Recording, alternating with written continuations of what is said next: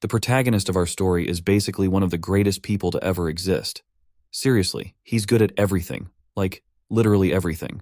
He's a teacher, an astronaut, a delivery driver, a plumber, you name it. And it's not because of some mysterious woman behind his success. Nope. It's actually an AI bot from 2082 stuck in his head, helping him nail all these jobs like a pro.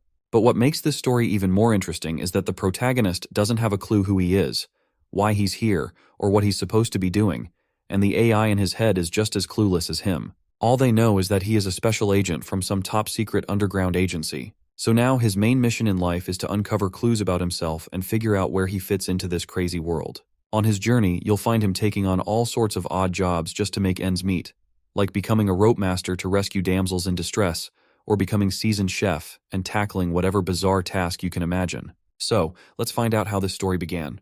The city is buzzing with its usual hustle and bustle. Everything seems to be running smoothly, except for the traffic signals, which might be short-circuiting. But that's not the only odd thing happening here. We meet a boy who has just come back to his senses, completely disoriented. He has no idea where he is, who he is, or even his own name. The only clue he has is the emblem of some special forces on the military uniform he's wearing. He knows it's a military outfit, but he can't figure out why he's rocking a military uniform. Suddenly, he hears a strange sound. Before he knows it, his body seems to take over on its own.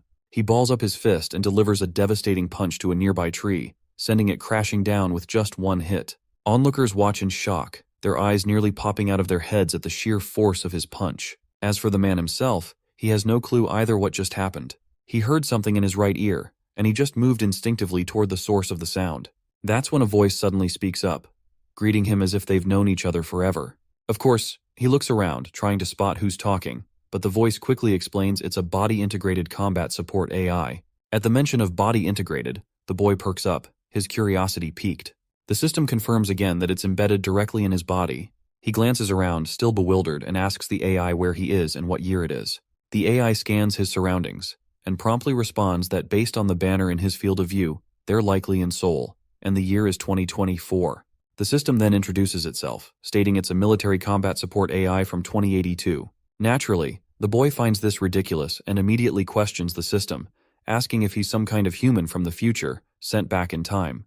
The AI tries to access its operational records to answer, but it turns out it can't retrieve that information. Just as the mysterious man from the future is deep in conversation with his equally mysterious AI, the traffic signals around him finally give up. Their circuits burned out. A truck driver is just chilling down the road, but when he notices the dead signal, he starts to panic and slams on the brakes as hard as he can. Meanwhile, a red car is barreling towards the truck at breakneck speed, heading straight for a collision. Realizing he can't stop in time, the red car driver swerves onto the pedestrian sidewalk, heading straight towards our boy.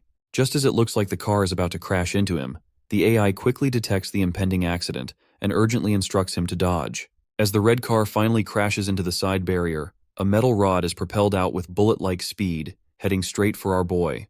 He ducks just in time, narrowly avoiding the rod. Unfortunately, it pierces a man standing behind him, impaling him through the stomach. The man lets out a cry of pain as the metal rod drives through him, and people around the scene quickly gather, tending to the injured. The AI system detects the casualty and assesses the situation. Meanwhile, our boy is rubbing his eyes, disoriented, and muttering about the red and blue lights he just saw. The AI responds and explains that the lights were part of an image projected by the visual assistance device functioning like an AR lens. Thanks to that projection, he managed to dodge the rod just in time. Even though he saved himself from that rod, the bad news is that the civilian who took the rod is likely to die within 5 minutes, and our boy is not sure if they can even get this man to the emergency room within that time. That's when the AI system suggests performing emergency field surgery right there on the spot. Naturally, the boy panics, insisting he can't do it, but the system firmly reminds him that he can. First, though, they need to check the patient's condition. Despite having 1,000 questions for the AI, the boy knows saving the injured man takes priority. So he quickly approaches, crouching down beside the man. The wound is deep, and he can tell this will be a major procedure. Hesitantly, he asks the system if they can really pull this off. The AI responds confidently, saying it's already identified the tools they need: a needle, thread, a small knife, and antiseptic. That should be enough for the surgery. The boy mutters these items out loud, catching the attention of a man sitting nearby. The man asks our boy if he actually knows any first aid procedure. If yes, the man also volunteers to help. Grateful for the assistance, The boy instructs him to gather the necessary items. After a few moments of asking the crowd for help, they manage to collect everything they need, thanks to the cooperation of the onlookers. The onlookers look dubious and nervous about a boy performing surgery, especially since he doesn't look like a doctor at all. They worry that a rough procedure could lead to infection or worse. The tension in the air is thick, and it's starting to weigh heavily on our boy. He quietly asks the AI what the next step is now that they have all the required tools. The AI tells him that if he grants it temporary control, it can guide his hands to perform the surgery. Well, our boy would love to know what that even means. However, with the patient's life hanging in the balance, he does not have time to ask any questions, so he reluctantly agrees. As soon as he does, a blue light begins to shimmer around him, and his hands start moving on their own. They work quickly and precisely. Before long, he's stitching up the patient's wound, his movements perfectly coordinated by the AI. Suddenly, a red warning alert flashes in his vision, indicating that blood loss has exceeded expected levels and the survival probability has decreased. This news shocks him, and he urgently asks the AI if they can really save the man. Unfortunately, the AI doesn't respond, and his hands suddenly stop moving. In a moment of panic, he makes a clumsy stitch, causing the patient's wound to start oozing blood. The guy is left looking clueless after making this clumsy mistake, and he is sure that he is screwed now. The scene shifts to a hospital, buzzing with activity around the critical patient who has lost too much blood and needs immediate surgery. After a long and intense operation, the lead surgeon finally emerges from the operating room.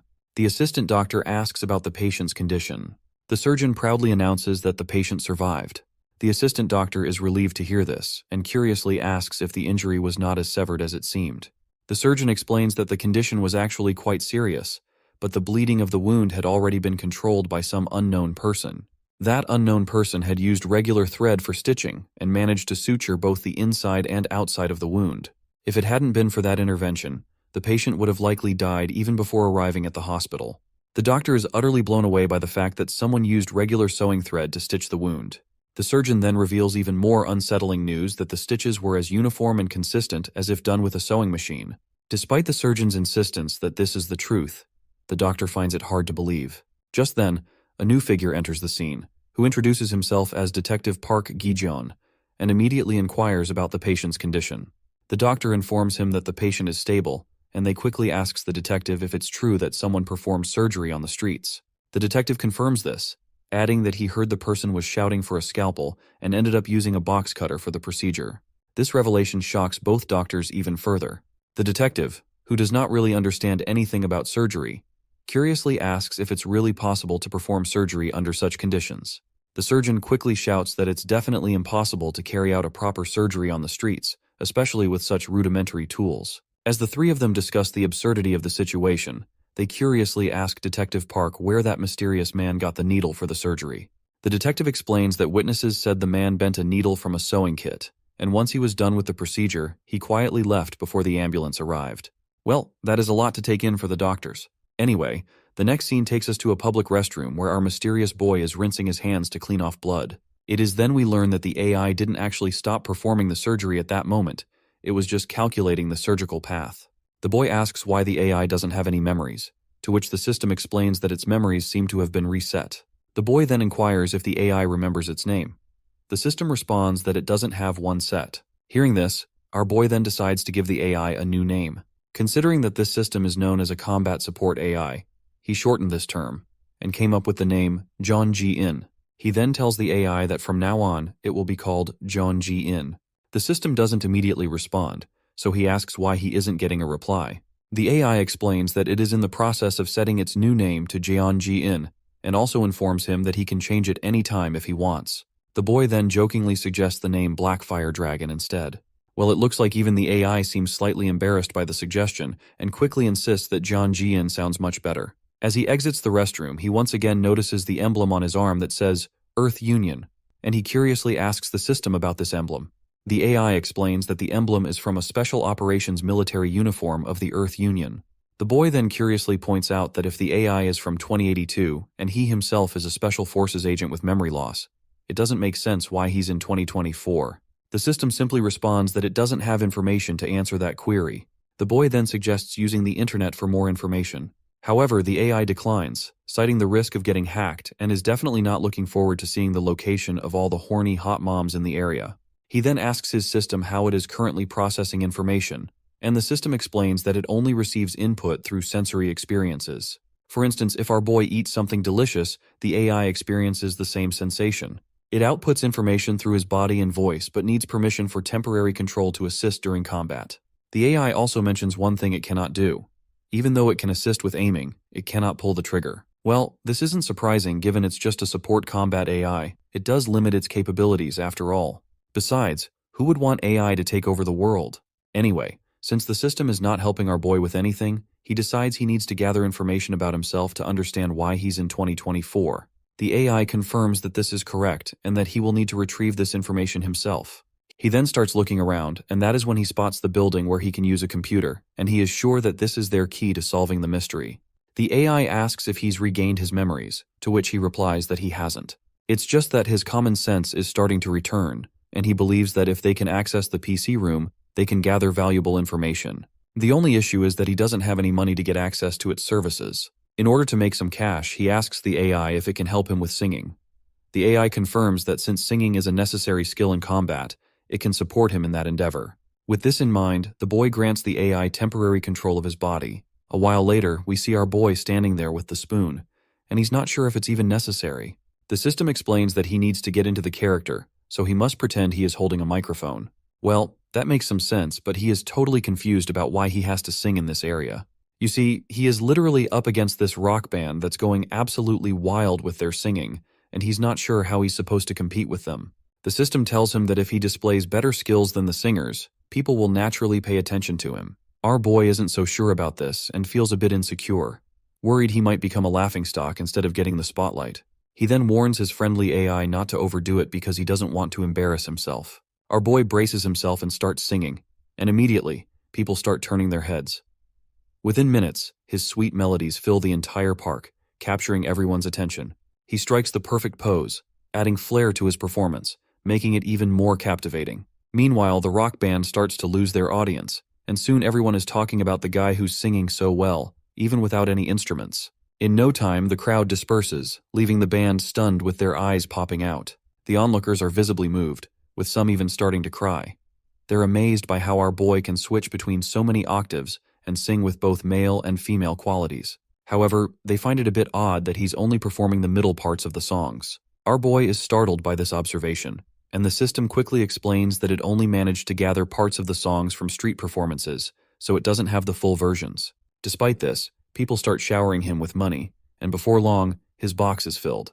With quick cash in hand, he bolts out of the park, leaving the audience behind him craving for more of his performance. Meanwhile, inside the PC building, we see a girl who looks quite fascinated by our boy's performance. After seeing him running away, she eventually gets back to her job and starts mopping the floor again. But she then gets an order from her senior. A customer at table 15 has ordered ramen. She responds that she's coming, though her thoughts are still occupied with our boy. She feels quite disappointed that he left the park just when she wanted to listen to him a little longer. Back with our guy, he's walking down the street with the money box in his hands, heading towards his next goal. His next stop is the PC room, and the system tells him to infiltrate the local area discreetly and blend in naturally. After that, they'll need to find a way to contact headquarters. Our boy promptly starts walking toward the building, and that's when he spots a recruitment notice hiring part-time staff for the PC room. It says anyone interested needs to bring their ID card. Looks like our boy just found a perfect way to blend in discreetly, and they even provide meals to the staff. The system quickly tells him to take the job because that's 100% worth it. As he climbs the stairs, our boy also decides to request a place to sleep. The system agrees, pointing out that once they secure living space, they will have all their basic needs fulfilled, such as food, clothing, and shelter. Our boy also acknowledges this, though he's still unsure about the clothing part. That's when the system informs him that his military uniform has a camouflage transition feature. It's made of special chameleon-like memory fibers that can change into different forms, and the modular clothing can be dismantled into several pieces, then rearranged or reassembled to create a new outfit, offering a variety of looks. He decides to try out the camouflage feature, and a bright light illuminates from him. When it fades, he's now wearing a punk-style suit that makes him look like a pure clown. He remembers seeing similar outfits on singers earlier. Just then, he spots two friends making their way to the PC room. When they see him standing on the stairs, their faces go pale. They quickly pass him with their heads down, avoiding eye contact, and quietly head up to the upper floors while he just stands there. He asks his system if their reaction was because of his outfit, and the system confirms it's possible. He then tells his system to reassemble his outfit because he does not want to get fired even before getting hired. After the transition, our boy finally looks somewhat decent, resembling one of the guys we saw earlier. Once he reaches the top floor and enters the PC room, the system starts analyzing the environment. It finds that there are 96 people currently playing games and checks the food facilities and even spots a space that could be temporarily used as a living area. The analysis concludes that this is the most suitable place for our boy to stay for the time being. This is exactly what our boy wanted to hear. He finally meets the manager, who asks if he has a resume or ID card since he wants to apply for the part-time job. Not surprisingly, our boy says he doesn't have either. The manager, while yawning, tells him he can fill out the resume on the spot and bring the ID tomorrow. Since he's short on part-timers, he's willing to make an exception. The protagonist shakes his head in acknowledgement without saying much.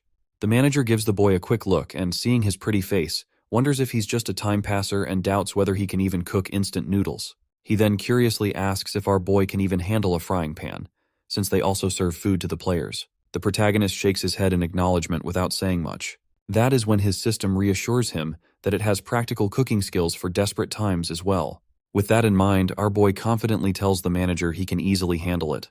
Without hesitation, the manager gives him the task of making some fried rice. The protagonist strides confidently into the kitchen, scanning the area for ingredients to make fried rice. He quietly tells the system to whip up some fried rice and make sure it's tasty. By the way, let's not forget that this AI has a really unusual Korean name. Since we're not dealing with tongue twisters here, we'll call him Jarvis from this point onward. With permission granted, Jarvis takes control of his body. He quickly assesses the kitchen, opens the refrigerator, and pulls out the ingredients. After grabbing a cleaver and knife with impressive finesse, he starts preparing the dish.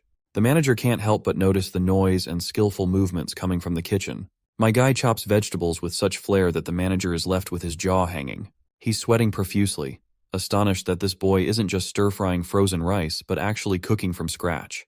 What's even more baffling is that the meal is prepared at lightning speed, and each dish looks delicious. Our boy finally presents the perfectly crafted dish to the manager. The manager eyes the food with suspicion, because impressive delivery speed is one thing, but it's all for nothing if the food doesn't taste good. Reluctantly, he takes a bite, and as he starts chewing, the boy anxiously waits to see if he's messed up the dish. The manager chews with little to no expression, and after a moment he puts down his spoon and delivers his verdict. The food is exceptional. In fact, he's so impressed that he literally says our boy has potential to put Gordon Ramsay out of business. With a hearty pat on the back, the man also admits that he was so lost in the deliciousness of the food that he briefly thought he was in a high-end pub. The same girl we saw earlier walks in and jokingly asks her uncle if he's having shots in the middle of the day. The manager promptly introduces her as his niece to our boy, saying this is his new co-worker, Cha Yoon-seo, and reminds him to get along. Yoon-seo perks up in happiness as she recognizes him as the same guy who was performing outside earlier. The protagonist looks at her with complete cluelessness, as he has no idea how she even knows about him. She moves closer and asks why he's working part-time at a PC room. He replies that he's always been good at singing and claims he's good at everything. The manager then also chimes in, singing our boy's praises and saying he's thrilled to have someone as talented as him, especially since Yoon-seo's cooking is as good as literal crap. The manager asks if there's a particular shift he prefers. He replies that he's just looking for a part-time job and would like the shifts to be flexible. He also mentions needing a place to stay and asks if he can use the storage room for that purpose while he works. The manager inquires if he doesn't have a home, to which the boy explains he's just out for a bit. Despite the seeming demands, the manager can't bear to let such talent slip away. He reflects on how the PC room next door is famous for its food and thinks his own place could become famous as well. With that in mind, he decides to hire our boy, offering him a spot in the storage room, free lunch and dinner, and a promise to double his pay after a week, but on the condition that he helps boost sales with his cooking. The protagonist sees his chance and quickly agrees to the deal. At that moment, a boy and girl enter the PC room. The girl looks worn out and suggests they eat first before playing, but the guy in glasses argues that the PC room also sells food. The girl points out that the PC room's food isn't very tasty. Just then, a crisp voice catches their attention. It's our boy, with a fire in his eyes. He tells them not to judge the food until they've tried it themselves. A while later, the boy cooks up some delicious food that screams tastiness. Yoon-seo and her uncle look at the bowl of food with admiration. The culinary chef then quickly asks for a plate, and Yoon-seo rushes to provide one. He expertly plates the food, and the manager is impressed by how even the presentation is flawless. He immediately orders her niece to take the food to the customers, and she hurries off with the dish in hand. While the duo is still bickering and doubting whether the food at this place is really all that, Yoon finally shows up with a perfectly plated dish, catching both the girl and the boy completely off guard.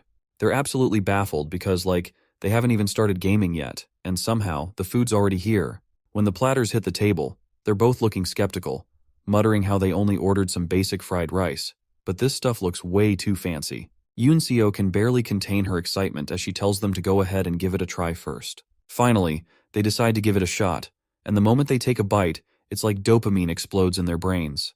They're straight up feeling like they've left this world. They even imagine themselves getting all chubby from eating this kind of food regularly. Yet they're still chasing that same unbelievable flavor. They'd do anything just to get another bite. They're literally in tears, and their reactions are so over the top that even people at nearby tables start turning their heads, hearing these two rave about how this place really has the world's best fried rice. The buzz about this delicious food quickly spreads, and soon enough, everyone's placing orders for the same fried rice. Yoon, practically glowing with happiness, rushes over to announce that 12 people just ordered fried rice all at once. The manager's eyes practically pop out of his skull at the news. He immediately turns to the boy and asks if he can handle all these orders. The boy sighs, then quietly calls Jarvis to ask if he can manage to whip up 12 servings and make them taste just as amazing.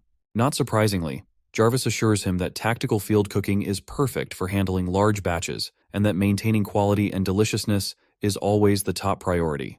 After a quick transition, we see the manager's eyes light up with dollar signs as he watches the sales figures skyrocket in just 3 hours. He's so thrilled that he promises a double pay raise for the week. The manager finally asks the boy his name, and our boy pulls a random name out of his ass, Kang-in. The greedy manager doesn't even doubt his real identity, and happily tells him that the storage rooms will be cleared out for him. Once the manager is gone, Jarvis asks if the name he just gave was even real. The boy admits he just blurted out the first thing that came to mind. Nevertheless, Jarvis decides to roll with Kang-in until he remembers his real name. And that's how our boy landed himself a job. A little later, we see him sitting alone in front of the computer, thinking about how he secured food and a place to stay, but realizes he still needs an ID to get his paycheck. So, he turns to Jarvis and asks if he can hack into the database. Jarvis confirms he can, saying he has hacking skills ranging from the early 21st century all the way to 2082. This surprises our hero, and he quickly asks if that level of skill could hack a bank. Jarvis replies that's impossible because he only has skills related to infiltration. Disappointed, the boy leans back in his chair, thinking how he got his hopes up for nothing. The boy wonders if he's infiltrating 2024 on a secret mission. He then asks the system if it can forge an identity for him. The system agrees right away and asks for temporary control of his hand. Once he gives permission, Jarvis starts hacking into the Korean government's administrative network to find information related to him. While the system is busy with all this boring technical stuff, my guy can't help but feel sleepy. But Jarvis snaps him back to reality, reminding him to keep his eyes open to gather visual data correctly. Suddenly they stumble upon something significant. The name Kang-in is already registered, and the fingerprint matches our boy's own. Naturally, he finds this ridiculous. If he's a Special Forces officer from 2082, how could there be a version of him in this time period? Jarvis quickly begins searching for any United Earth Forces records in 2024. A moment later, he confirms there's no record of such forces existing in this year. Well, this only adds to the confusion, since it means he's somehow existing simultaneously in 2024 and 2082. But Jarvis said that he can't make any judgments without proper information. So the boy instructs him to dig deeper into this personal data. They might as well find an important clue. The system quickly complies, and after sifting through his profile, Jarvis confidently states that he's currently broke and unemployed. Well, that just hits the nerve with our boy. Anyway, Yoon comes rushing over, and the system alerts him about her presence. When she reaches him, she points out how fast he was typing just now, and further asks if he knows how to do programming as well. The boy asks her to stop peeking at his monitor, as he is clearly not a fan of having his privacy invaded. In response, she flashes a credit card from her uncle, explaining he gave it to her for shopping, and invites him to come along with her. Looks like she didn't notice what he was doing on his monitor, so he decides to go out with her. On their way back from the market, she points out how he picked everything so quickly. That is when we learn that he just let Jarvis choose whatever he wanted. Yoon comments on how heavy the bag is, but he's carrying it like it's nothing. She then also playfully pinches his muscles and blushes, claiming he's made of steel. Once they pass in front of a cafe, she suggests grabbing some coffee at a cafe to make their trip more fun. But our boy reminds her that it's her uncle's card, but she brushes it off, saying there's nothing wrong with using it. Just as she says this, she bumps into a guy in front of her and she stumbles backward from the impact. The guy she bumped into looks like a total jerk, and his companion has the vibe of a gangster. They try to intimidate the duo with their menacing glares, making the atmosphere tense. Jarvis gives a quick scan of the two thugs and labels them as hostile. It even asks our boy if he wants to switch to combat mode. Before he can make a decision, Yunseo starts bawling, apologizing, and saying she'll be more careful from now on. Surprisingly, the guys who looked like thugs start to back off, saying they didn't mean to scare a poor girl. The guy with hair explains that his baldy friend lost a game today, so he's in a terrible mood. They claim that they're not trying to pick on her or anything. Yunseo, on the other hand, continues crying and thanking them for letting her go. And with that, the two goons just walk off. Finally, the boy relaxes a bit and asks Yunseo if she's okay. She replies that she's all right, but admits she got a little scared and ended up crying. Once they enter the game room, her uncle rushes over, asking why she hasn't answered her phone. It's an emergency. He reveals the shocking news that the entire system suddenly went down, and everyone is freaking out. He called the provider, but they won't be here for another hour. Yunseo's face pales as she sees the customers getting angry. One of them was even pushing the ranks when the internet went out. The boy turns to Jarvis, asking for his take on the situation. He wonders if the government records they tried to infiltrate could mean they're being tracked by a hacker. Jarvis reveals that the security techniques in the 2020s aren't advanced enough to track them back, but the boy insists they should still check. So, Jarvis decides to start by checking the terminal-based server for any unusual activity. With that in mind, the boy asks the manager where the server is. The man looks puzzled by the unusual question, but replies that it's on the counter and also asks why he's asking. The boy forces a reassuring smile and says he's going to try and fix it. Once he sits down at the computer, Jarvis begins checking things out. After a while, he reports that while there's nothing to indicate they were actively traced, he did find evidence of a hacking attempt. The boy asks why there would be a hacking attempt at just an internet cafe. Jarvis explains that a program designed to steal personal information has been installed, and the conflict between the hacking program and the security system caused the internet to go down. Apparently, this internet cafe's server was used for testing purposes. Without wasting any time, the boy tells the system to find out who the hacker is. Jarvis quickly complies and starts tracing the source. A while later, he locates the hacker's position, noting that the hacker used 7 servers to avoid being traced. 6 of them are overseas, but 1 is nearby, indicating they likely picked a local internet cafe to test it out. Speaking of a nearby cafe, our boy remembers those 2 thugs from earlier and wonders if they could be involved in all this hacking mess. Suddenly, someone in the background shouts about getting disconnected just when he was about to rush the enemy. Seeing the customer getting more and more frustrated, the boy turns to Jarvis and asks if there's anything that could help calm the angry customers down. The system points out that treating them to something delicious will do the trick. With that, the boy picks an item from the menu, and after preparing it, he offers a cup of snacks to this agitated customer. As annoyed as he might be, the customer can't resist the allure of the free snack. In a flash, he yanks the cup from the boy's hands and shoves it into his mouth. As soon as that deliciousness hits his stomach, he's hit with a rush of dopamine that leaves him completely stunned. As expected, the customer breaks into a happy dance, and our boy quickly starts pouring more snacks into the customer's cup, trying to keep the good vibes rolling. The girl is blown away by how he just charmed a customer with his snacks, and she's curious about what the heck he put in them to calm the angry man down. She tries the snacks herself and instantly becomes a fan. She can't get over the spicy, slightly tangy flavor that's also sweet and salty. He then offers her another cup to lay her off and tells her he's heading out to resolve the internet issue. With that, he leaves, leaving the girl blushing as she daydreams about having a hero like him to marry, someone who can always whip up delicious grub for her. Anyway, once he's out, he heads straight toward the enemy base to catch the hackers. Once they reach the enemy base, the system quickly scans the building and confirms there are no cameras or security guards. With that in mind, our boy starts heading upstairs, hearing some commotion coming from above. To understand what's going on, Jarvis amplifies the voices, and now he can hear the thugs loud and clear. They're actually threatening a student to do some dirty work for them, and hearing this makes him furious. Meanwhile, the thugs inside continue to berate the poor boy. But before they can do anything serious, our guy kicks the front door down and makes his grand entrance into the room like a total Sigma male. The goons quickly turn to him, while the glasses-wearing student is panicking on the ground. For a moment he calms down, but then he starts to panic even more, realizing there are even more thugs involved in this mess, and he's pretty sure he's officially screwed. The thugs ask each other if they left the door unlocked, but they confirm to one another that it was already secured. The main thug gets absolutely infuriated and demands to know how our boy got into the room. But before he can say more, my guy delivers a solid punch to the bastard's face that sends blood gushing from his nose as he crashes to the ground. Before we move further into the story, we're introduced to this guy with glasses. His name is Unseong Hwan.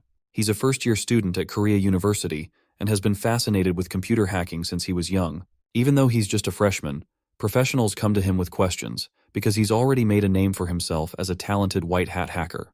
While searching for a part-time job to help with student loans, he received an unexpected recruitment notice. He was shocked by the offer, and with the amount of money on the table, how could he refuse? So, he enjoyed that night to the fullest, excited about finally landing a job in a field he was good at.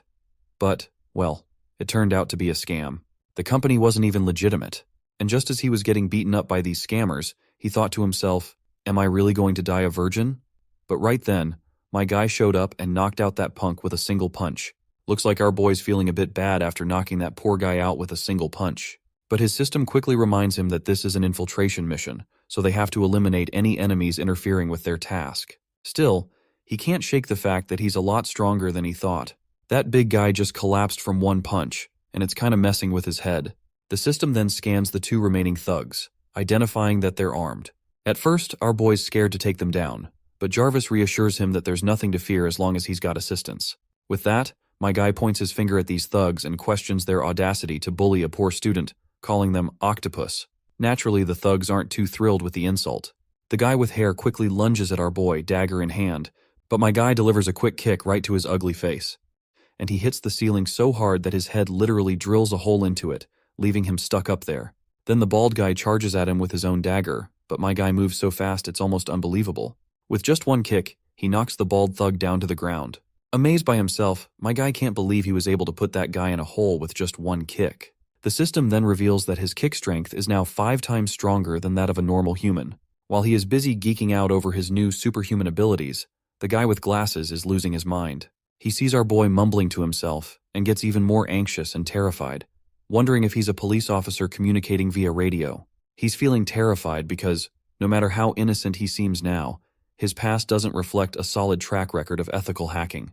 He quickly starts apologizing to Kang, insisting he hasn't done anything wrong and trying to explain that he's just been following orders. He pleads with our boy to let him go, claiming he's really a good guy. Jarvis quickly reports to him that this guy is telling about 90% of the truth, as he seems to be a white hat hacker.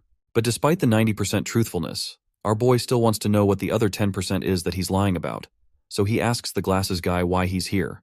The timid hacker explains that he was tricked into a security check part-time job and has been trapped here for 3 days. He emphasizes that those guys are really bad and that even after this job, they were planning to make him do worse things. Kang then specifically asks what kind of things the hacker is talking about, to which the guy responds that it's stock manipulation. Kang finds it odd because, looking at these goons, he can tell they look too dumb for that kind of operation. The hacker explains that he was told to create a program to manipulate comments on stock forums. They went to a nearby internet cafe to install the program, so he has a hunch they must be part of a stock manipulation group. Kang then points out that there's probably someone behind them since these guys seem like subcontractors. In any case, Kang feels relieved that they're not specifically targeting his turf, but he still doesn't want to let these goons slip away. He decides to call the police, leaving the glasses guy in shock as he realizes that our boy isn't actually an officer. The hacker refers to our boy as an old man and nervously asks if he contacts the police.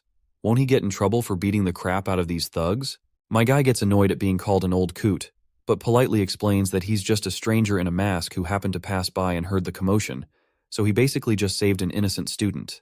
With that, he starts to leave, but the hacker quickly calls him out. Kang asks if he wants him to stay until the police arrive. That's not really what the hacker had in mind, though. He hesitantly asks if he can beat these punks as well. My guy reminds him that he doesn't need to ask anything, which perks the hacker up. He admits he was just afraid the thugs might wake up, and no one would be there to save him. But Kang assures him that they won't be waking up anytime soon. With that, the coward swings his punch and lands a hit on the bald guy's head.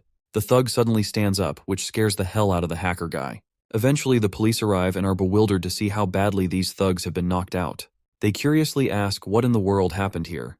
The hacker reports that these bastards kept him locked up for 3 days, beating him and demanding he create a stock forum manipulation program. They said they would kill him if he failed. The officers shoot him a suspicious look and ask how the thugs ended up like this. The guy panics and quickly tries to explain that a passerby heard the commotion and came to help him. The two detectives start talking among themselves, with one suggesting that these guys look too stupid to have come up with a scheme to manipulate stock prices, which means there's probably someone else behind them. While the attendants are taking the injured thugs out, the detective tells them that when these guys wake up in the hospital, they should be interrogated thoroughly. Since they'll still be groggy and under the influence of drugs, they might unintentionally slip some interesting information. We also see Detective Park from before, who is involved this time as well. He asks his fellow officer who might have beaten these guys up like this, and his friend explains that the victim said it was just a passerby. They then discuss their next steps. The cigarette-smoking detective suggests they should secure the CCTV and find out who that passerby was. He explains that they don't necessarily need to arrest him, but this is too big of a deal to let slide without investigation. We then see our boy walking down the street, asking Jarvis if he's sure that building didn't have any CCTV. His friendly AI explains confidently that there are no cameras that captured their actions. Our boy then points out how one of the jerks quickly stood up after getting hit, and Jarvis explains that it was just a knee-jerk reaction, an expected reflex. He then asks Jarvis if he can make phone calls as well, to which the AI sadly replies no. With that in mind, Kang decides he needs to get a smartphone for himself first. Since that day, 3 days have passed. The day after rescuing the hacker, our boy went to the registered address to gather information about himself, but the place turned out to be an empty, barren field in Gangwon province. All that remains are rumors that it burned down. He starts questioning who he is and what he's doing there, wondering if he's really communicating with the future or if he's a person from the future who came to the past. With no more clues to investigate, only questions remain, and he has no choice but to return empty-handed. He gets back to the PC room, and the entire hall is bustling with people. Business is thriving even more than before, largely thanks to some social media influencers. This place has become as busy as it gets, all thanks to our boy, who's the one serving special dishes at the cafe. When he's not around, the cafe owner doesn't sell special dishes, and this random sales tactic has unexpectedly made a big impact. Now, whether he's there or not, it's packed with customers. Some come just to eat, but most stay to use the cafe for at least an hour or two. Judging by the owner, Cha Dong-seok's broad smile, it's clear he's raking in a lot of cash and has even started hiring more part-timers for the cafe. One of the new part-timers the manager introduces to our boy happens to be the same hacker, An Seong-hwan. The manager looks at his CV and is thrilled to see he's studying computer science. The hacker confirms this and adds that he's been good with computers for a long time, claiming that if anything breaks, he can fix it in no time. Seong-hwan then pays his respects to his fellow part-timers, excited about working with them. As he does, we get a peek into his thoughts. Apparently, he joined the cafe because he felt guilty about causing damage to it, even though he was forced to do it. He knows it wasn't something he should have done, so he's determined to work hard and make amends. The manager then introduces our boy, telling the hacker that he is Kang In, the one who turned the cafe into a famous spot. He's working as a chef but is also great with computers, so he recommends they two should help each other out and get along. With that, the manager leaves them alone. After staring at Kang for a moment, Seong-hwan suddenly perks up, as if he has realized something. This startles our boy, who worries that Seong-hwan might have recognized him as the masked guy who saved him. But that's not the case. Seong-hwan simply points out that our boy is just older than him. Nonetheless, he greets him warmly, and they shake hands as a gesture of goodwill. All the while, Jarvis tells Kang to just tell the owner to fire Seong-hwan, arguing that working with someone he rescued is risky and might blow his cover. My guy just lets out a sigh and quietly replies to his AI that Seong-hwan just called him Big Bro. So how could he get him fired? A while later, we see Kang out for shopping. Jarvis has the entire list checked off, confirming that they've purchased all the items and that receipts are being carefully kept. Kang points out how the system seems especially meticulous about money and food. Just as Jarvis tries to respond, he glitches for a moment and suddenly flashes a warning about a fire hazard, but when Kang looks ahead, there's nothing of the sort. He notes that Jarvis seems intentionally trying to change the topic to avoid his previous question. The system insists he's not dodging the topic, and just as our boy calls Jarvis a liar, an explosion occurs on the top floor of one of the nearby buildings. Upon seeing the fire, he is confident that since he's equipped with combat support AI, augmented reality technology in his eyes, auxiliary modules in his ears, and enhanced strength in his legs, a fire like this should not be a problem. He should be able to put it out in one shot. With that in mind, he prepares himself and tries to release a fire-extinguishing beam, but nothing happens. The system then asks if he's lost his brain cells or something. Anyway, he asks Jarvis about the easiest way to put out the fire, and the AI explains that calling a fire truck is the easiest option. But it looks like there's no time for the truck to arrive. The people stuck inside are screaming for help. Apparently there's a girl trapped on the rooftop, and our boy isn't going to sit around twiddling his thumbs waiting for the truck to arrive. He then quickly pulls out his mask and asks the system for the estimated arrival time of the fire truck. The system responds that it would take nearly 4 minutes, but the flames are likely to reach the roof within that time. If they don't act now, there's a 99% chance the girl will likely die. Kang immediately tells the system to find an entry route. The system highlights the best path, which the only option is to climb the building directly since there are no available paths inside. This route will also help him avoid the toxic gas as he ascends. With that, my guy uses his ninja reflexes and starts parkouring his way to the top. Once he reaches a considerable height, he asks the system to check if there are any survivors on the other floors. The system replies that it can't detect any.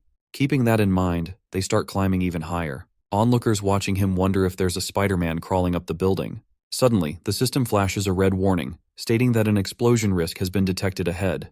But after some slick moves, he finally makes his way to the top, where he finds the timid girl sitting in the corner. He extends his hand, and the girl begins to cry, proclaiming him as her savior. But suddenly, a giant explosion rocks the area, leaving her wide-eyed in shock. As she's freaking out, he tells her to shut the hell up because he's calculating the best route. Unfortunately, it seems like there's no path other than jumping off the building directly. Before doing something that risky, he asks the system if he can hold her and jump to the next building without getting hurt. The system warns him that too many people are watching, and if they see his superhuman abilities, it'll blow his cover and make it a lot harder for him to fit in here. That's when he spots a clothesline nearby and asks the system if he should use it to climb down. The girl quickly protests that it's not a good idea, while Jarvis explains that the lower parts of the building are engulfed in fire, making all escape routes unsafe. So, our boy decides to grab the clothesline and use it to tightrope across to the next building. This freaks the girl out even more, and she makes it clear that she won't risk her life like that. But Jarvis, on the other hand, reveals to Kang that this method is still a viable option. The girl keeps questioning how they can possibly walk a tightrope at this height, but he reassures her that he'll support her. With that, he quickly secures one end of the rope to their building. Jarvis tells him to just throw the other end to the next building since throwing is an easy action he can't mess up. Taking a deep breath, our boy spins the rope and throws it with all his might, muttering about how this system can literally cook but can't help throwing a freaking rope. Thankfully, the rope hooks onto the other building. Once it's secured, he grabs the girl in his arms and starts walking across the tightrope, leaving the people below utterly in awe. The girl keeps praying to the gods while he tells her to stay still, and he is quite confident that they'll make it across in no time. Or so he thought. Jarvis suddenly warns him that the rope is breaking faster than expected. Kang quickly asks how long it can hold them. Jarvis replies that at this rate, the rope will snap before they make it. Just as he says that, the rope starts to burn. In a panic, my guy yanks the girl midair toward the roof of the other building. She fortunately lands on the rooftop with butt first, but the rope barely holds on before it finally snaps. As he falls, he quickly grabs the fraying rope. With its support, he maneuvers himself against the building and starts climbing up. He finally makes it to the rooftop and lands like a total badass. But deep inside, his heart had skipped a beat, because he had almost thought that he was going to get screwed. While the girl tends to her injuries, our boy suddenly shows up, freaking her out. She quickly asks how he's even alive and wonders if he's some kind of superhuman. He just shrugs and says she can think that if she wants. Curious, she asks why he's talking to her so casually, wondering if he's one of her OnlyFans followers. He just remains quiet because he literally has no idea who she is. As she looks away, he starts berating his AI, saying he barely got out alive from that dangerous situation and questioning what kind of lousy combat support AI is that can't make proper judgments. Then the girl walks over and asks if he's the internet cafe chef. This shocks our boy, and he has no clue how she even knows him. But before we dive deeper into their interaction, the fire brigade arrives, and the flames are finally put out. Video of our boy's heroic deed goes viral, and once again, Detective Park is involved in the case. He's scratching his head, trying to figure out if the guy who rescued the girl was a rock climber or a tightrope expert. His partner asks if he has any clue who it might be, but Park admits he has no idea. He pulls out a plastic bag filled with goods and explains that this is their only clue. They found the bag near the building, so it makes sense that the man trying to rescue the girl must have put it down. It seems like our guy is slowly becoming a kind of Batman, except instead of Gotham City, he's patrolling the streets of Seoul, where serious weapons are off the table. Anyhow, they open the bag, finding only items used for cooking. There's a receipt, but it's wet and torn, making it hard to read. Though the store name is still visible, they decide to check the CCTV. Park's partner yawns, questioning if it's even necessary to learn about this guy. Especially if the fire was caused by an electrical issue or a gas leak, then it's not their case to investigate. Just then, Detective Park receives a call from his senior. The senior explains that this wasn't a simple short circuit or gas leak. It was an elaborate arson. They're still piecing together the details, but one death has already been reported on the third floor. Both detectives feel annoyed hearing this, as they thought there were no casualties and that they could wrap up the case quickly. Park then acknowledges the situation, stating he'll start the investigation right away, beginning with looking for the tightrope master. Meanwhile, we find our boy and the girl exiting the public bathing station. She looks totally refreshed after that amazing bath, while our boy is annoyed that she's making him pay for her spa day, even though he's the one who saved her. With cute puppy eyes, she asks if he doesn't feel a shred of sympathy for a poor girl who just lost her home in a horrible arson. Then she gets serious, explaining that she lived alone and has no place to go because she took out student loans to register for college. She was planning to work part-time to make ends meet, but now she's not sure how she's going to survive.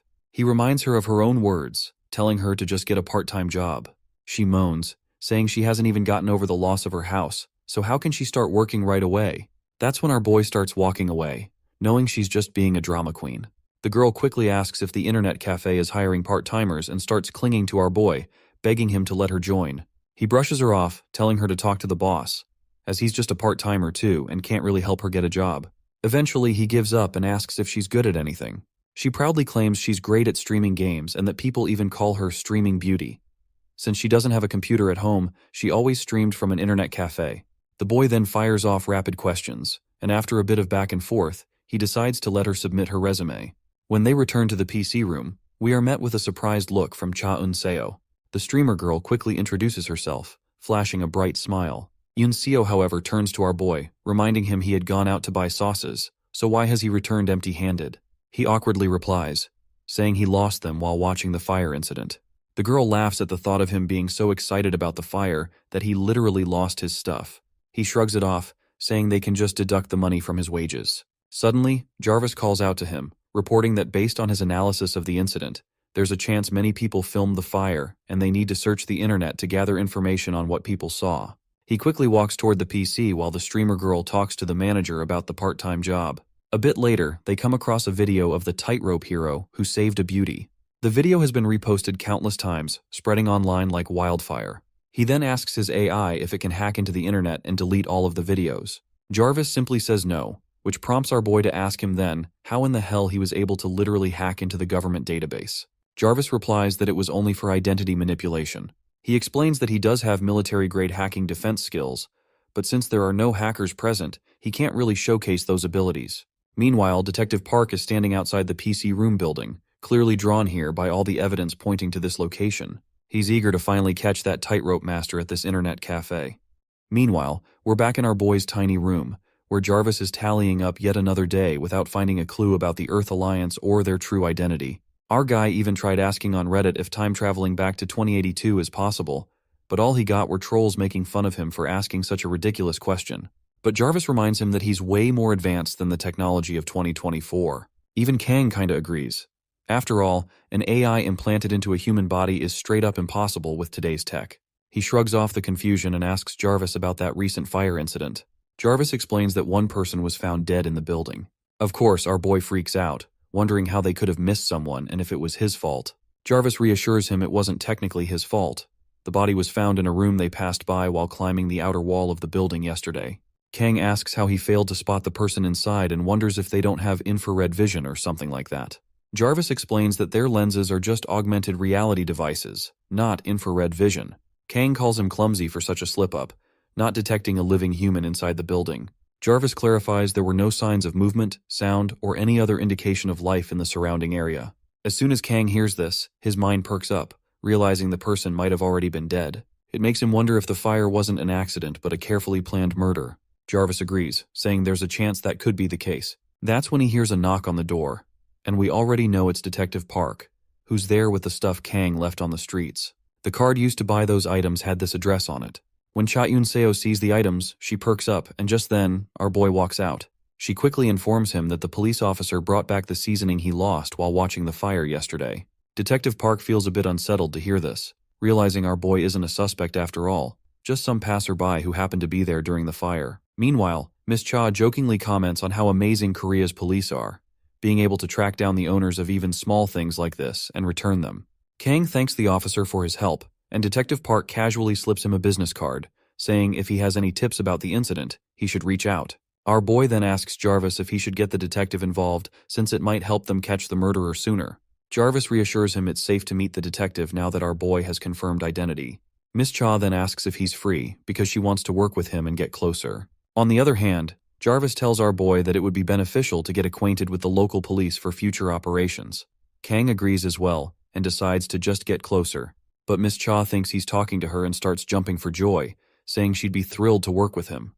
Her happiness quickly fades though, when this cold boy tells her he has an errand to run for the day and needs to leave. As he walks away, she can't help but blush, thinking how this guy is really hard to understand. The next scene takes us to the police station. In one of the detective departments, Detective Park is startled to see our boy there and promptly asks if he's the owner of the stuff found on the street. Kang confirms he is, and Detective Park laughs, saying he shouldn't have come to the police department just to give a personal thank you. But our boy replies that he's not there for that. Park's laughter fades as he asks why he is there, and our boy explains that he has information about yesterday's fire incident. He explains that it was actually an elaborate murder. Detective Park doesn't seem to take it seriously at first, saying that since there was a fatality, it's worth looking into, but our boy insists there's a very high chance it was a murder. The detective asks if he has any evidence because random guesses from a civilian can just confuse the investigation. Our boy replies that he didn't see anyone moving in the room when he was up on the tightrope. At first, Detective Park doesn't react, but then his jaw literally drops, and he spills his coffee when he realizes the tightrope master is actually our boy. Kang flashes a thumbs up in response, confirming that he really is the one. Detective Park then asks why he didn't mention this earlier, to which Kang responds that he wasn't asked about it. The detective gets frantic, asking our boy how the hell he climbed up like Spider-Man, carried someone on the rope, and then ran along the wall. Kang quickly reminds him that's not the point right now. That's when Detective Park pulls out a pen and paper, asking all the serious questions, and wanting him to explain again why he thinks it was a murder. Our boy explains that there was no movement in that room, even with the fire raging. It only makes sense if the victim was either already dead or might have been intoxicated by alcohol or drugs. The detective acknowledges this, and he assumes that the building must be set on fire intentionally to cover up the murder. Just then, another officer chimes in, asking Park if the National Forensic Service has contacted them yet. Park responds, "Of course not. It takes time to perform an autopsy, and with the fire being so intense, they said nothing might come out of it." Then a lady officer reports that they just got word the fire was most likely caused by an electrical short circuit. The guy asks her if she checked the CCTV, and she replies that there wasn't a single camera in the area. The officers then discuss whether they should make a sketch of all the suspects who left the building at that time. Our boy perks up at this and quietly asks Jarvis if he remembers the faces of the people they saw yesterday. Jarvis quickly agrees, saying he stored the visual information collected before the fire. He asks if Kang wants him to play it back. Kang gives the go-ahead, and the AI starts playing the footage from the previous day, telling Detective Park that he saw 4 people walking from the direction of the building. He thoroughly explains how the first person came out of the alley by the building, holding a phone in his right hand and talking on it. He mentions that the guy had a bracelet on his left wrist, a red checkered shirt with 2 buttons missing, and a gray phone case with a white shirt underneath. Detective Park is left with his mouth hanging open, amazed at how our boy is providing such an accurate description, almost like the same person is sitting right in front of him. Well, he's not too far off since he's literally describing what he is currently seeing. Anyway, our boy continues with his explanation, detailing the other 2 people as well. Detective Park then asks if he could help create a sketch. That's when our boy jumps from his seat and says he can draw it. He grabs a piece of paper, clicks the pen, and tells the AI to project the 3 suspects onto the paper. With that, he starts outlining the details, and a little while later, he says he's done. When the officers see his sketches, they're absolutely unsettled because his drawings look like they were drawn by the foot. But honestly, they still look way better than anything I could do. Anyway, our boy crumples up the drawing and tosses it aside, saying he needs more time. The detective acknowledges this, though they're not quite sure what he's planning. Kang then curses at Jarvis, asking why he didn't just draw it himself. The AI explains he can only move if granted temporary control. While he's going back and forth with Jarvis, the 2 detectives are busy dialing up a professional sketch artist. But honestly, it seems like there might not even be a need for one. The blinding blue light shimmers, and our boy's finesse catches the attention of both detectives. When they look over, he is sketching away like a printing machine, not breaking a sweat as he draws the whole picture in the blink of an eye. Everyone is left stunned to see this, because his sketches look like they were made by a machine. They ask him if he's some kind of genius. Anyway, our boy lays out the 3 sketches and points out that only 3 people left the alley before the fire started. If the arsonist was fleeing, they'd be among those 3. The entire office is left in awe at this insightful conclusion. And that's when the senior officer steps up, orders his team to verify the identities of those 3 right away. The next day, we're back at the PC room, where our hero has laid out some delicious food for his fellow part-timers. While they're eating this deliciousness, Miss Cha tells the streamer girl that the fire at the building wasn't an accident. It was arson. Not surprisingly, the streamer girl's jaw drops in disbelief, especially since her own apartment was also caught in the fire as well. Looks like the case has been solved, and our boy is amazed at how fast the news spread. Just then, he gets a phone call from Detective Park. The detective happily explains that they caught the culprit. Apparently, 2 of the people in the montage were local residents, but the third wasn't from around here. Turns out he was friends with the victim. They still need to investigate the exact cause, but they found drugs in this guy's wallet. It seems he came to take money for the drugs, and when he didn't get any, he killed his buyer. What's even crazier is that the police quickly tracked down the ones selling the drugs and raided the scene. They even caught the prominent actor Na Jung-jeon there, throwing the entire entertainment industry into chaos. Kang can't help but point out how this whole incident is just getting bigger and bigger. The detective agrees, saying it looks like there's no vacation for him this time since the case isn't closing anytime soon.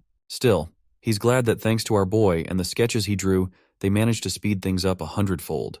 He wonders if they can make those sketches public. Before Kang can say anything, Jarvis reminds him that he might become a public sensation, which is going to put them in a lot of spotlight, but there's no need to hide these details as well.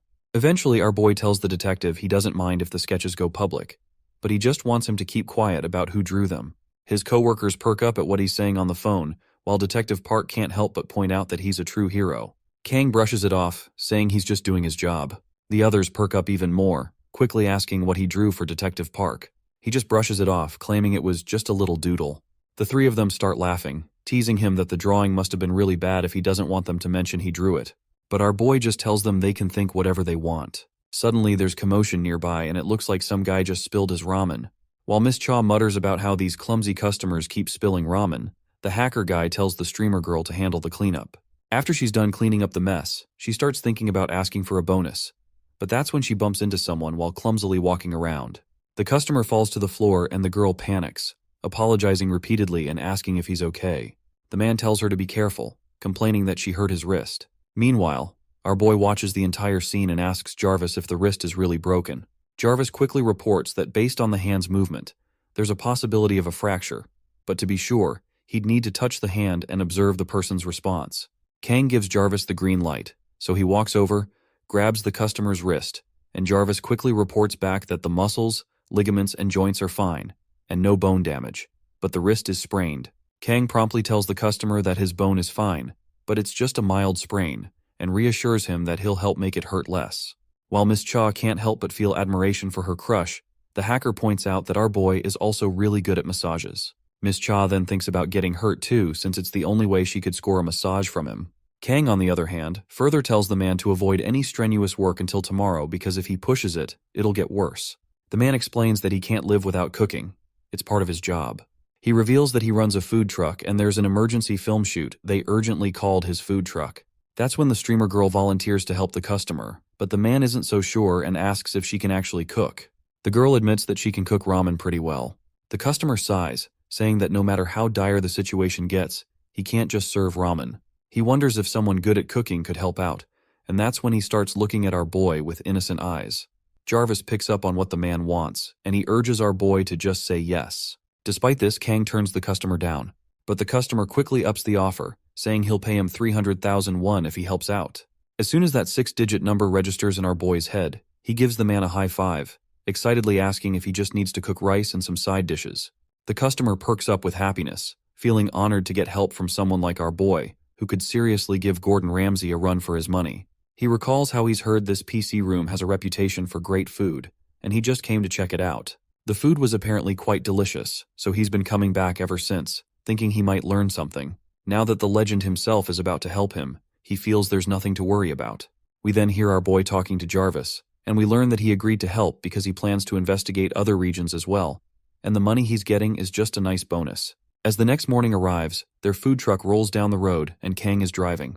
The customer is genuinely impressed to see how amazing Kang's driving skills are. He didn't even realize his truck could drive this smoothly. By the way, let's give this man a proper name and call him Franklin from this point onward. Franklin then recalls the recent incident, mentioning that the news blew up about an actor getting caught at a drug party. Our boy agrees, saying he's heard about it too. That's when Franklin further reveals that the place they're headed to is where that same actor was filming, and the movie was supposed to release in about a week.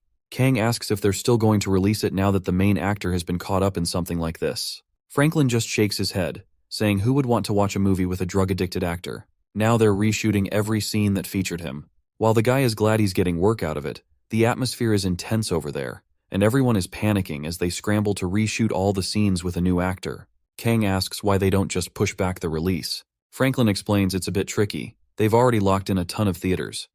If they delay, they might lose all those spots, and the production company could tank. Kang points out that the director must be feeling the heat right now. Franklin responds positively, saying the director is Sun Tae-min, one of the top dogs in romance films in Korea. He's pretty sure things will turn out just fine in the end. The scene transitions to the director himself, who's puffing away on a cigarette, trying to blow off some steam. He looks completely defeated since nothing's going the way he planned. The guy next to him notices the tension and nervously asks if they should reshoot the scene.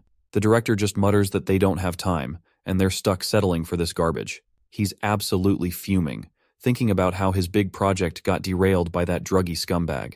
He then lets out a frustrated scream, saying that if he ever gets his hands on that guy, he'll personally take him out for tanking the movie. That is when his assistant reports that the food truck is ready and suggests they take a break to eat, especially since the crew is exhausted. But the director snaps at him and asks this fool how can he even think about food right now. If this movie flops, they will be in debt, and even the cost of the food truck is a waste, so he just tells him to tell the truck driver to go away. Well, that was until he actually tasted our boy's cooking. The second the director bites into the food, he looks completely calm, like a switch flipped. For a second, he even wonders if they spiked the food with some drugs. The assistant then reveals to the director that the original food truck owner hurt his wrist, so he's hired a chef to help out with the cooking. And honestly, this young guy is pretty impressive with his cooking. He also reminds the director how nice the mountain scenery is, which is just a little extra treat, so he tells him to stay positive and relax a bit. He's just glad that at least the other actors haven't run into any trouble. But just as the assistant says this, someone shouts out to the director that there's been an accident. Not surprisingly, the director's face drops when he hears this. A lady comes running up, saying that the stunt double twisted their ankle while filming. This lady is Shin Yoon-ha, and once the director hears this, he throws his chopsticks down and rushes toward the injured man, who's groaning in pain and apologizing to the director for this mess, saying he should have been more careful. The director quickly shouts for someone to call 911, but someone from the crowd reminds him that calling an ambulance in the mountains is impossible. The director yells out if there's anyone who can at least provide first aid, but all he gets in response is silence. Meanwhile, both of our chefs catch the commotion, and Franklin even jokes that this movie seems like it's cursed. He then asks our boy if he can't treat something like this, since he managed to sprain his wrist earlier. Jarvis then promptly reports to him that if they stabilize the ankle using some field first aid techniques, it should help relieve the pain and aid recovery. But Kang remembers that he heard them shouting that the ankle was twisted. To check by himself, he walks over to the injured man and tells everyone to let him check it out. The onlookers whisper among themselves, wondering how a chef can cure injuries. Kang then turns to the director and reminds him that all he can do is provide first aid, but they'll still need to send the injured guy to a hospital immediately. The director agrees, and our boy turns to the girl from before, addressing her as a staff person, and asking if she can quickly bring him a compression bandage. The girl looks bewildered at being called so casually without her original title, but the director quickly orders her to move and grab the compression bandage. She agrees and starts to head off. Looks like she has not gotten over how our guy just called her staff person, without even recognizing who she is. She's feeling a bit humiliated because she's Shin Yoon-ha, an actress in the movie, even if her role is just a supporting one. She annoyingly hands over the bandages and twirls around, still fuming, while Kang gets back to patching up the injured guy. Just as he starts wrapping the bandage, the actor suddenly shouts in pain, catching Shin Yoon-ha's attention. Jarvis, on the other hand, reveals that the injured actor has severely sprained his ankle, but thankfully it wasn't as bad as they had described, and the first aid is finally complete. The girl looks bewildered as she asks the injured man if he's okay. He replies that he feels fine right now, but it hurt a lot when he got hurt. Now it feels like his bones are back in place, and he thinks he can walk. However, our boy reminds him that filming will be impossible for him. Once the director hears this, he nearly faints, seeing how everything is going south. His assistant quickly tells him they can just call in another stunt double. The director then asks how they can find someone with a similar build and face to Kim Yoo-chan and get them all the way out to the middle of the mountains. The lead actor himself chimes in, saying he doesn't need any other actor because he can perform his role on his own. But the director shoots back, reminding everyone that this guy is clumsy as hell, and if he messes up his ankle, they won't be able to do anything. Just as the director sinks further into despair, asking God why he has to endure this torment. Our boy steps forward, declaring that the person sent from heaven has arrived. He admits that this line is a bit dramatic, but he is confident that he can handle the job. That woman over there, however, starts fuming, saying there's no way they can let this random dude enter the film. He's not an aspiring actor nor part of the crew. He's just a chef who runs a food truck. But the director doesn't pay any attention to what she's ranting about. When he looks at our boy side by side with Kim Yoo-chan, he realizes they actually look a bit alike. Desperation takes over him as he quickly strides over to our boy, asking if he has any physical skills. Since they are short on time, they can make exceptions even if he is less experienced. They're even willing to apply some makeup, and if it's a little rough, they can fix it with CGI. Our guy agrees but demands he be paid triple for this gig. The director agrees without a second thought, while the actress and the assistant literally begin to cry, thinking the movie is finally doomed. Once they arrive on set, the director explains that since Kim Yoo-chan is the male lead, he has to save the supporting actress. Since the original villain of this movie turned out to be an actual ex-drug dealer, they now have to reshoot all the scenes that featured him. After handing over the script, the director says he's going to go smoke a pack of cigarettes while everyone else gets ready. With that, our boy spends quite a bit of time studying the script alongside the other supporting characters. But after reading through this lousy script, Jarvis points out that this isn't how filming should be done. He speaks from experience, having some filming skills from training manuals, and explains that this particular scene requires more practical movements. With that in mind, our boy tells these goons that instead of pretending, the three of them should actually attack him for real. Of course, these clowns have no clue what in the hell he's talking about, but our boy explains to them to attack him as if they're really fighting him, and he'll handle it appropriately, and it'll look way more realistic on camera. But everyone raises concerns that if anyone gets hurt, it might drag the entire movie down with them, since it all now depends on a few selected actors. Meanwhile, Shin Eun-ha, with her usual swagger, throws her weight around, frustratingly asking what our boy knows about acting. Well, we can tell that she's still mad that Kang hasn't recognized her as one of the famous actresses. Anyway, once our boy gets dressed up, he turns to the director and asks if they can shoot this in one take without any cuts. He's planning to go straight into action without a rehearsal, thinking that way they can save time. The director looks skeptical but says that if he can nail it in one take, that would be great. Still, he's not sure if it's even possible. Our guy just reminds the director to trust in the power of triple pay. With that, he walks off, declaring they're going to go straight through without any cuts or interruptions. The director has no idea what to say and just nods. It's the only thing he can do at the moment. Plus, his experience as a top-tier director tells him this guy seems trustworthy. The movie shoot finally kicks off with the opening scene showcasing the damsel in distress. She's shouting for help while the thugs approach her, perfectly embodying their roles as pervy side characters. Suddenly, Kang bursts onto the scene with a dramatic kick on the door. After jumping down from above, he lands right in front of the thugs, leaving the three goons utterly bewildered, wondering how the heck he even pulled that off. Anyway, they remember the initial instructions about attacking like they're actually fighting and launch themselves at our boy. Kang readies himself, with Jarvis promising to assist him by marking out the anticipated punches. With that, our guy easily ducks to avoid a swing from one thug. He then dodges the second punch as well, and when the thug tries to trip him, our boy just jumps over the attempt, saving himself once again. Jarvis then pinpoints the spot he's supposed to grab, and our boy promptly snatches the lackey up, swinging him into the air and delivering a barrage of punches. Once that guy is out of the picture, Kang jumps at the next thug and smashes him right over the head, leaving him crashing down to the ground. The last thug panics as he realizes our boy isn't following the script, and the director isn't calling for a cut either. Eventually, the thug runs toward our boy, who ducks down with such flair you wouldn't believe it. He quickly delivers a head smash using his own head, then follows up with a solid knee strike right into the guy's belly. After that, he hits the thug with a stick like a baseball bat, and these moves leave the director's jaw on the floor. Not just him, but everyone watching is left in awe, while the poor guys who were playing villains have been dropped like flies. Kang wipes the sweat from his forehead after this epic moment, and promptly starts walking toward the heroine, who, let's be real, looks way more scared of our boy than she ever was of those thugs. He sticks to the script and promptly tells her that he's here to save her, but the actress is so panicked that she spouts some nonsense, asking if he's going to take her down as well. Finally, the director calls for a cut and starts yelling, reminding Kang that he was just supposed to act as if he was hitting them, not literally beat the hell out of these guys. He starts berating himself, saying he was so blinded to finish the movie that he didn't pay attention to what was really happening. But surprisingly, one of the actors playing the thug stands up quickly, leaving the director utterly confused since this dude was supposed to be knocked out cold. Eventually, all three thugs stand up, saying that even though our boy was hitting them, they didn't feel any pain at all.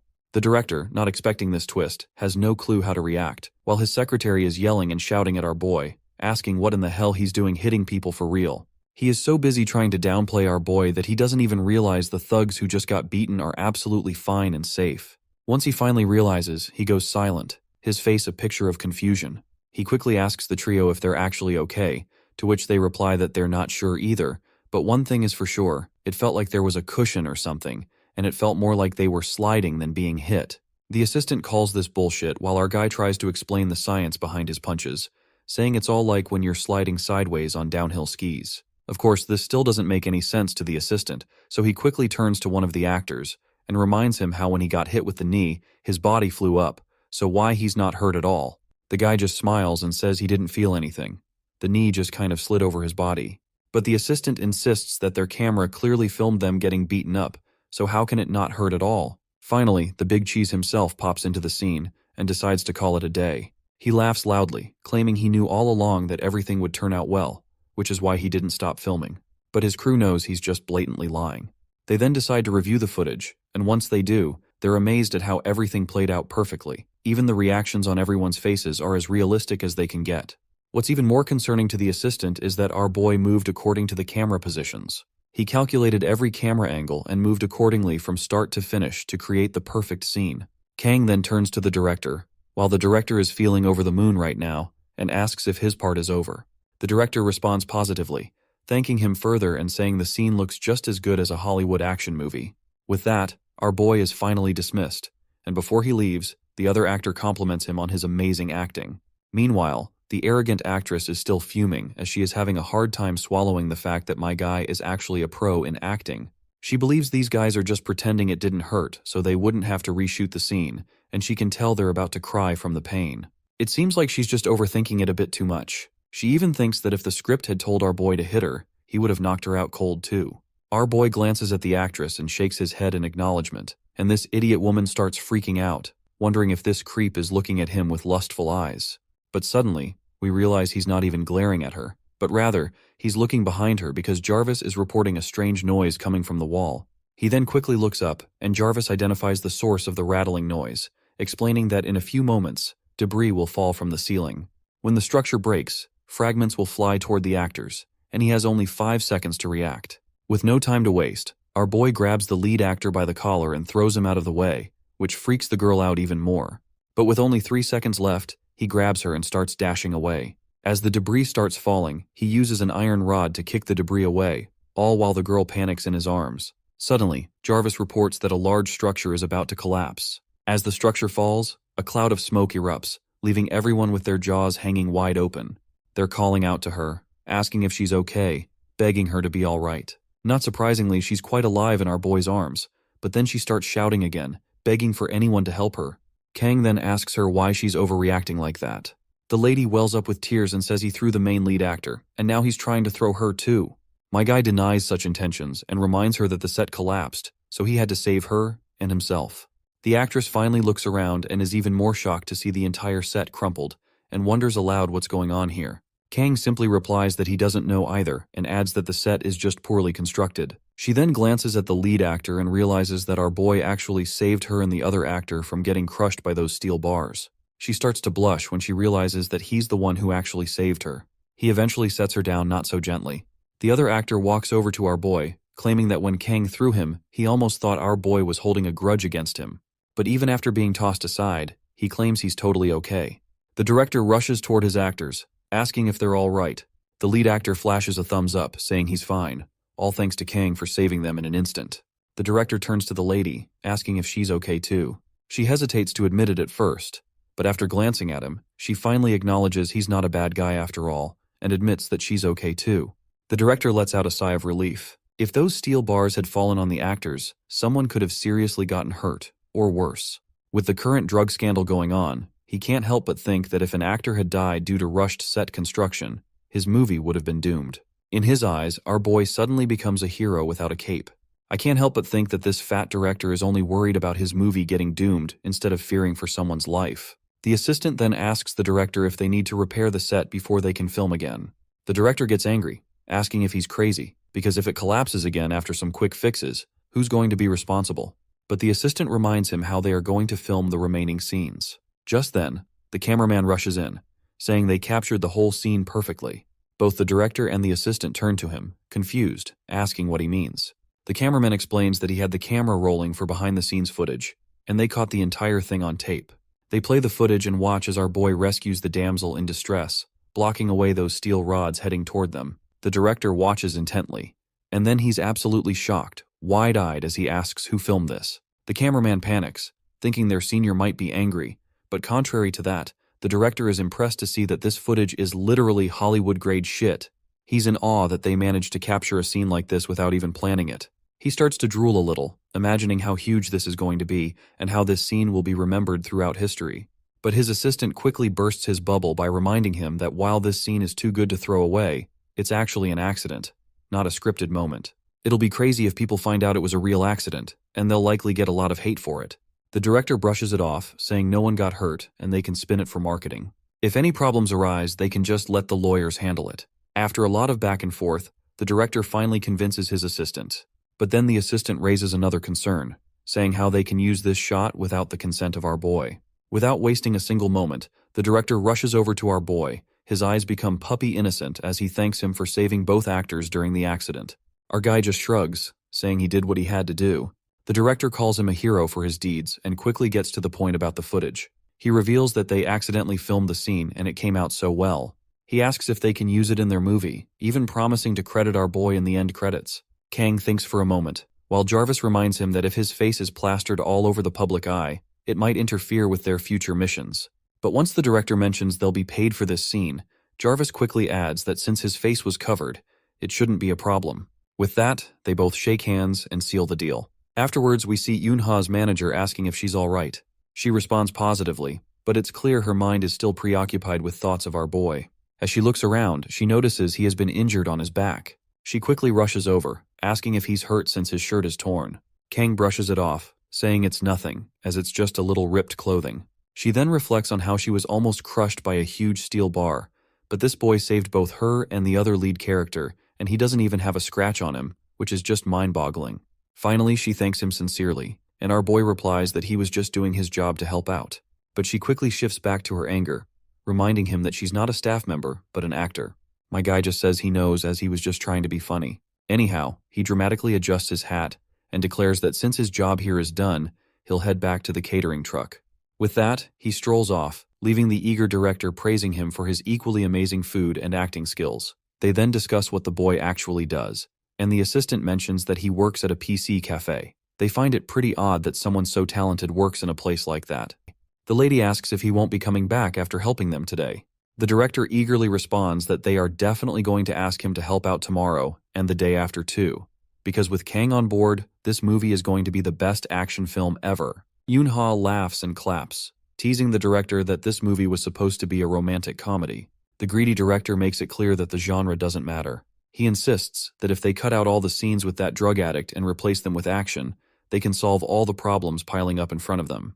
The assistant annoyingly starts dialing up to call the stunt director, muttering how they are already running out of time.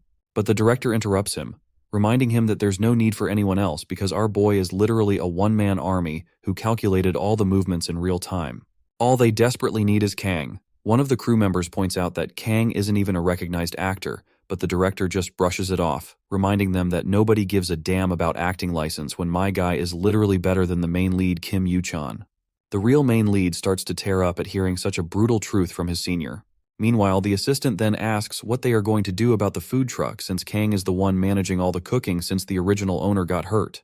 The director gets visibly annoyed and snaps back, making it clear that he does not want to hear any more objections. He quickly rushes off to have a talk with our boy. Meanwhile, Kang strolls out of the set. He then points out how things started to fall right in the middle of shooting where the actor was standing, which makes this accident a bit too suspicious. Jarvis then states that after analyzing the visual data, there's a possibility that intentional damage was done before the collapse. Kang then wonders if someone could have tampered with the set beforehand to make this accident happen. Jarvis explains that multiple steel lights fell towards Shin Eun-ha, and anyone could have predicted her position just by looking at the script. It seems like someone might have targeted the actress or even the movie itself, maybe someone who wants it to fail. Just then, the director rushes over to our boy, asking if they can talk for a moment. My guy just raises an eyebrow, wondering if there's even anything left to discuss. The director starts crying, begging our boy to save his movie. Even after a lot of pleas from the director, my guy looks totally uninterested. He explains that he has work in Seoul and can't keep coming back here. But the director quickly reveals that, starting tomorrow, they're moving all the additional shooting to Seoul. Once again, my guy reminds him that he's still got work and can't be on set all day. The chubster quickly assures him not to worry, as he'll only be needed during the actual shooting. Jarvis quickly reminds him that this won't work since they've got to finish their mission at the temporary base. That's when the director leans in and whispers the juiciest part of this whole thing, saying he'll make sure our boy gets paid well, and that the production company isn't in a position to skimp on money right now. As soon as Jarvis hears the mention of money, he switches up his tone real quick, saying if a large amount of funds comes in, it might be a good idea to accept. With that, Kang agrees to the deal and casually asks for the schedule so he can show up. Afterward, the director, who had been slowed down by frustration, really starts to enjoy working again and regains his speed, showing his true skills as soon as our boy jumps in to help with the shooting. Though all the additional scenes at the collapsed set are cancelled, a better scenario begins to take shape. By morning, actors and staff rush to film the movie, and by the afternoon, thanks to our boy's contribution, the atmosphere becomes calm and smooth. Suddenly a car pulls up at the set, and out pops Tho entertainment manager Kim. He quickly rushes toward the director, begging him to save his company.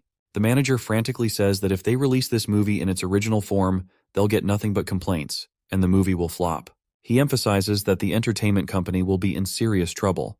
They can't delay the release date because their company has already secured major theater slots using all their resources, and if that falls through, no one will be able to handle the aftermath. That's when the director puts his finger right over the scared manager's face and flashes a grin, assuring him that he has a solution for all these daunting problems. The frightened manager quickly asks how he plans to pull this off, because he wants to report the situation upstairs. In response, the director casually says he's just going to change the genre of the movie. Of course, this leaves the manager outraged, while the director just states that starting today, this movie is a romantic comedy and action flick. Kim's jaw drops further at this news as he reminds the chubby guy that they only have a week left for additional shooting and editing, so he has no clue how they're going to take care of all this mess. In response, the director assures him that they're working on the shooting right now, so they don't have time, but he promises to show him something during dinner later. Suddenly, someone slams the gate open, annoying the director, who quickly asks who has the audacity to do this. He's fed up with people slamming the door during the shoot, causing dust to fly everywhere. But the manager's face goes absolutely pale, and he literally starts bowing in front of this man, who is actually Lee Tae-ho, the boss and CEO of the entire entertainment company. Lee notices the chubby director and strides toward him, saying he didn't want to come here because he didn't want to put a burden on the shooting location. But he explains that an accident happened on set that caused the set to collapse, so there's no way he wouldn't check on it himself. Manager Kim stutters through his words, saying that the thing is there was a mistake while working. But the boss reminds him that it's precisely his job to prevent mistakes on set. Kim tries to argue that they've been busy because of that druggie, but the boss cuts him off with serious, bossy energy, asking how long he's going to keep blaming the druggie. That's when a little girl shows up in the scene, looking like she's the daughter of the CEO. She quickly asks her dad if he's angry once again. Her name is Lee Minji, and she's actually a child actress. The boss, who was just being all stern and bossy, instantly softens as he turns to this cheerful girl. He calmly assures her that he wasn't angry. He just had to speak loudly since the place is so noisy. Minji then turns to the director, and, since her dad isn't showing his stern side in front of her, he politely asks the director if he can finish all the reshoots and editing in a week, and he wants a clear answer. To this, the fatty confidently replies that it will be even better than the original. The boss just shrugs, saying that this is expected from a veteran director from Chungmuro, and he knows he'll do a great job. The director then explains that there's someone named Kang who is amazing at martial arts and has the ability to shoot Hollywood-level action scenes in one take. He assures him that if they get him on board, Kang can save this movie. The boss is surprised to hear this and claims he's never heard of anyone named Kang before. He starts to wonder if he's from abroad. He is feeling quite happy to see that even though the director has recruited him in a hurry, the guy turned out to be a gold mine. He then asks where this boy is right now. The director promptly walks his senior outside and points toward the food truck. As soon as the boss looks over, he's quite fascinated to see our boy over there, cooking up rice with the full power of a seasoned chef. The boss is at a loss for words as he asks if that master over there cooking a large fried rice dish is the guy in question. The director happily states that this martial arts director Kang is definitely the guy. But the boss isn't sure why the martial arts director is working on a food truck, to which the director states that Kang drove the catering truck all the way here. This surprises the CEO, but not in a good way. He's annoyed, and asks if the director left the martial arts direction to the catering guy, and even had him stand in for the lead actor's action scenes. The chubster heartily agrees, saying that Kang's body type is quite similar to Kim Yoo-chan's. The boss starts berating the fatty, asking if he's trying to mess with him. He demands to know how, in this urgent situation, he's bringing in an amateur just to save some budget. The director's jaw drops at such a bold accusation, while the CEO continues, saying that since the director knows the film is doomed anyway, he's trying to pocket some extra cash by cutting corners. Their argument turns into a heated exchange, and onlookers begin to gather. The boss makes it clear that he needs to submit all the production expenses, not a cent off, and file them properly. With that, he leaves the scene, leaving the fatty shouting that this is all just a misunderstanding. But the boss nonchalantly tells his manager to gather all the receipts and verify every single detail. Later, we see Lee Min-ji holding some snacks that are definitely made by our boy, and she's absolutely blown away by the taste. She quickly asks what these snacks are called. Kang says they're called mixed snacks. The girl finds the name a bit weird, but the food itself is actually quite delicious. He then tells her that he made a lot for the staff, so she can eat as much as she wants. The girl gets teary-eyed when she claims that she can't eat too much because her mom won't let her have too many snacks, saying she'll gain weight. But Kang reminds her that she's just a child, so a little extra weight won't hurt at all. The little lady acts all nonchalant, claiming that she's actually the lead actor in this movie, so she needs to watch her figure. Our boy counters that she's still a child, but the girl insists that being a child actor doesn't change the fact that she's playing the lead role. She then asks if he can make these snacks again for her, to which our boy replies that he wishes he could, but starting tomorrow, they'll be filming in Seoul, so there won't be a catering truck. The girl looks kind of dejected and wonders aloud if she should take some now and hide them in her dad's car for later. But my guy advises her to just stop by the PC room where he works sometimes, and he can make them for her then. The girl lights up and pulls out her flip phone, telling him to give her his number so she can contact him later. She adds that she'll save his number as Snack Guy. We then see the director's assistant, who is trying to convince the CEO to just take a single look at the scene they shot. He's confident that the CEO will be pleased with the results, especially since the director is the one who chose our guy. Everyone knows how notorious it is to please the director. It looks like the boss is finally all ears to hear what this man is saying, and he twirls around, saying that he'll see what they shot. Once they reach the computer, the video plays, and the glory of our boy's acting nearly blinds everyone. The boss is left with his jaw hanging as he asks when they added CGI and how they choreographed the scene to get shots like this. That's when the director makes his classic comeback, stating that there was no time for CGI. This is the raw footage, completely unedited. Kang is actually the one who calculated every single angle to ensure he would be captured perfectly on camera and moved accordingly. The boss is having a hard time believing this, but the director insists that this is the truth. The CEO then asks if he's telling him that the amateur from the catering truck nailed it in one take without any cues and didn't even calculate where the big iron rods and lights would fall. To which the director responds that the set collapsed in reality, and Kang saved them in that moment of crisis. The boss finally facepalms himself, realizing he owes the director an apology for his earlier comments. He sincerely apologizes for that misunderstanding. The director just laughs, saying he's glad the CEO finally understands now. He is just glad that his senior finally bothered to watch the scene instead of being stubborn. The boss then decided to pay a personal visit to Kang. While our boy is cooking the same delicious snacks, the CEO approaches him. Without even listening to what this man is trying to say, my guy simply tries to hand him over the snacks, thinking he's a customer. But the director quickly states that he's not here for the snacks. He's actually President Lee Tae-ho of the entertainment company. He explains that since our boy saved his film, he came to thank him personally. But my guy just shrugs and says he was just doing his job, even though, let's be real, it was mostly for the money. The CEO then looks at the snacks and asks what they are, to which our boy simply tells him to just try it. At first, the CEO feels reluctant to take a bite because he had too much of that stuff during his military service, so he's not really a fan. However, he knows he has no choice but to eat them if he doesn't want to upset Kang. But as soon as he takes a bite, his reality shatters, and everything turns upside down for him. It's literally unbelievably delicious. It's sweet, it's salty, and it's savory all at once, with a slight pancake taste, but not greasy. The flavor is truly magical, and he's sure his daughter will absolutely love something like this. But Kang reminds him that Min-ji already came by and had some of this deliciousness by herself. While wiping off the tears of joy from his eyes, the father hopes that his daughter thanked our boy properly for the food. He waves his hand toward the crowd and calls out to his daughter, telling her to grab some snacks with him, but he doesn't get any response. A sense of gloom looms over him as he wonders where his daughter has gone. Kang then asks Jarvis if he knows anything about Min-ji, to which Jarvis replies that he couldn't locate her and can't find her in the recorded footage either. The boy wonders if she could be inside the building, but the system states that there is no sign of Minji's presence nearby. Suddenly, he gets a phone call from her, and the father asks how he knows his daughter's number.